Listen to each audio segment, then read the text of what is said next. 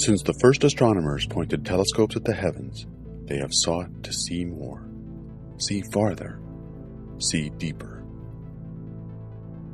Space astronomy changed on April 24, 1990, with the launch of the Space Shuttle Discovery, carrying aboard it the Hubble Space Telescope. A lot of people think we launched Hubble into space to put it closer to the stars, but the real reason lies in that old children's song, Twinkle, Twinkle, Little Star. We all know that song, and it describes a very real phenomenon. The Earth's atmosphere both distorts and blocks light coming in from space. In space, beyond the atmosphere, the stars don't twinkle. They shine steady, and that allows you to get the stunning images we've become accustomed to seeing from Hubble. But that wasn't Hubble's only benefit. It's also one of NASA's great observatories. These are general-purpose telescopes designed to be able to observe anything and everything in the cosmos. There are a lot of observatories in space, but most of them are designed to answer one or two specific questions. Hubble was built to be as inclusive as possible. It was supposed to answer as many questions as you could think to ask, at least as far as its design allowed. And Hubble succeeded splendidly at that. We've seen planet-wide dust storms on Mars. We've seen the astonishingly strong and surprisingly variable auroras of Saturn. We've looked deep into dense star clusters containing tens of thousands to millions of stars. We've examined the birth of these clusters as they emerge from the interstellar clouds. And we've watched stars die, some releasing their outer layers gently into space like smoke rings. Others forming cosmic butterflies. Some expiring in tremendous explosions that blast their material across the cosmos, expanding for tens of thousands of light years until their remnants ultimately fade away. We've explored the varieties of galaxies, some with beautiful spiral shapes, and some with vast ellipsoidal collections of hundreds of billions of stars. And we've seen galaxies in massive clusters of thousands arrayed through space and time.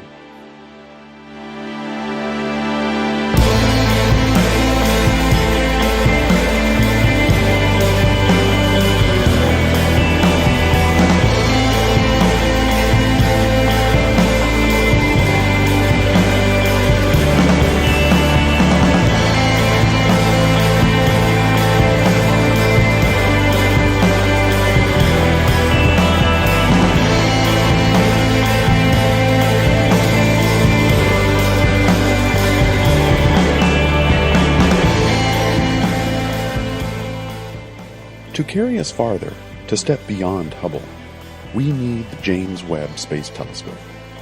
Like Hubble, Webb is a general-purpose observatory. And like Hubble, Webb will orbit in space, giving it the clarity that comes from being beyond Earth's atmosphere. The Webb telescope sees infrared light, which is visible to the human eye, though we still perceive it as heat. Putting an infrared telescope like Webb in space is going to open entirely new regions of the universe to us. To understand this, you need a little astronomical background. You've probably all heard that our universe is expanding, but what you may not know is that it also gets stretched. So what started out as visible light and ultraviolet light, the two types of light the earliest objects in the universe emitted most strongly, is changed. It's stretched into another wavelength, infrared light. If we want to see the earliest objects in the universe, we have to see that faint infrared glow. So why haven't we done this before? Well, we have. We launched the Spitzer Space Telescope, which isn't as well known as Hubble, but has made incredible discoveries of its own with the infrared capabilities Hubble lacks. But when it comes to resolution, Spitzer's images are a lot more like ground images than they are like Hubble images. To get Hubble quality images in infrared light, we need something more. We need a giant mirror.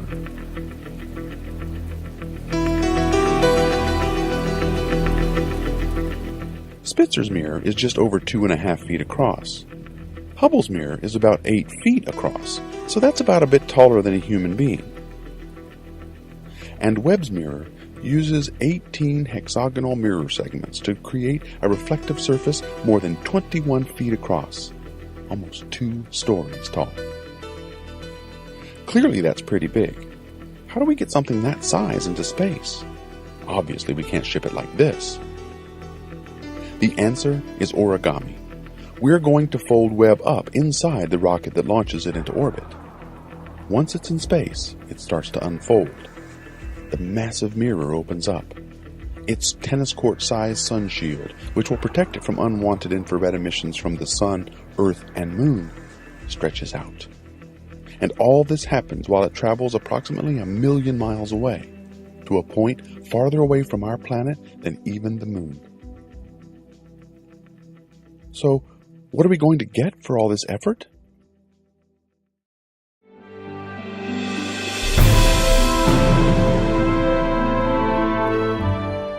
We are going to be able to see past all these galaxies in the Hubble Ultra Deep Field.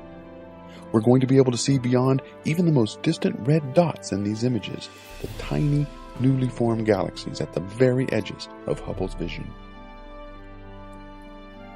We're going to see the most distant and earliest galaxies in the universe, the first stars and galaxies to form after the Big Bang. We call these objects the universe's first light. Hubble has been able to observe the adult, teenage, and child galaxies of the universe. Webb will see the toddlers and infants, filling in our story of galaxy formation and evolution as surely as adding missing photos into a family album reveals how humans grow and change over time. But this isn't the only area where we know Webb will provide breakthroughs. This is Hubble's image of the Eagle Nebula, the famous Pillars of Creation photo.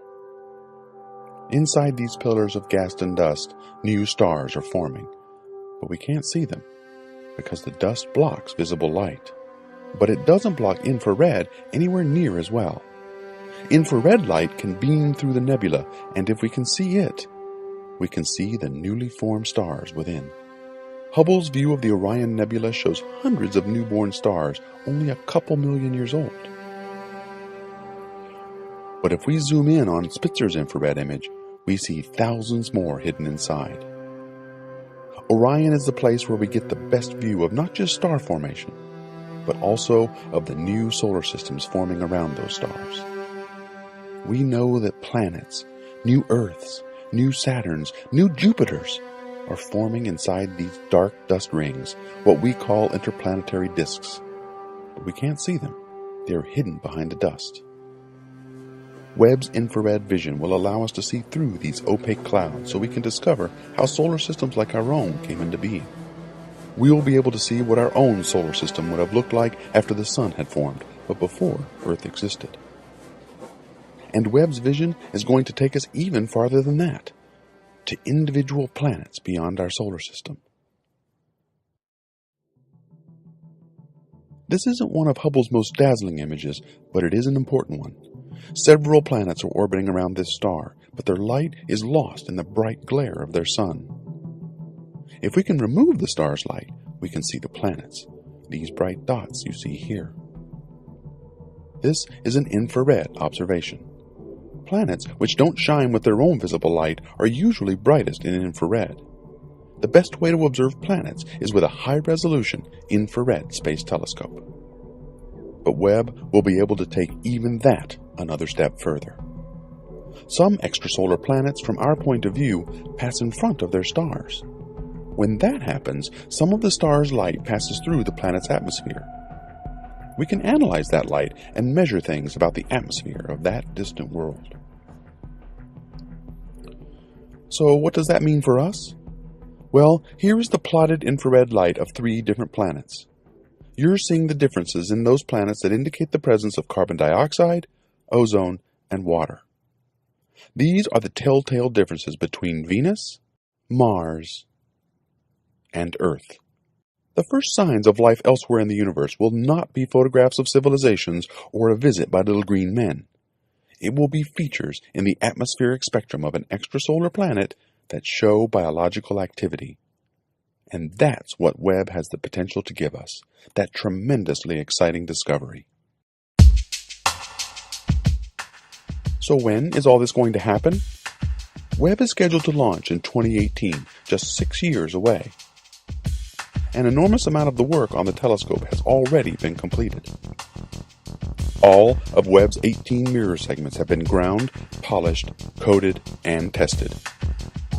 Its cameras and other instruments are nearing completion or in their final stages. But since Webb will be located 1 million miles away, it has to be perfect before it launches. So we're testing everything. The pieces get tested separately, then together, then as part of the actual telescope. They're tested to make sure they work in the extremes of space and that they can survive the violence of launch. When it's time to test them as part of the entire telescope, they're brought to NASA's largest test chamber, this cavern-like thermal vacuum chamber at Johnson Space Center, which is being refitted especially for Webb. If it looks familiar, that's because it's famous for being used to test the Apollo space vehicles. It seems fitting that that chamber, used to prepare humanity for its first true exposure to the heavens, is also where NASA's next great space observatory is coming together. Every decade, astronomers conduct a survey to determine the astronomy community's top priorities. Webb is their #1 priority. This is the observatory they want above everything else. We've already explored some of the reasons why, but not the most important reason. If Hubble is any guide, Webb's most important contributions to our understanding of the universe will probably surprise us. Because it was designed as a general-purpose observatory, it is extremely versatile. The Webb Space Telescope will be able to answer the questions we have, and then move on to questions that we haven't yet thought to ask. For example, before Hubble, we thought the expansion of the universe was slowing down. But Hubble made crucial discoveries to confirm that actually it's speeding up, and for that to happen, there may exist some form of strange dark energy. This discovery won its scientists the Nobel Prize in Physics this year. The universe doesn't always work the way we think it does. It surprises us again and again. We've only begun to chip away at the mysteries that are out there. And Webb, because it's designed for this purpose, will be able to explore, confirm, or deny these discoveries as they arise. And that is the true power of Webb. Its potential for unbounded discovery, its ability to reveal wonders we didn't even know existed. That capability, perhaps more than anything else, makes Webb the future of space astronomy.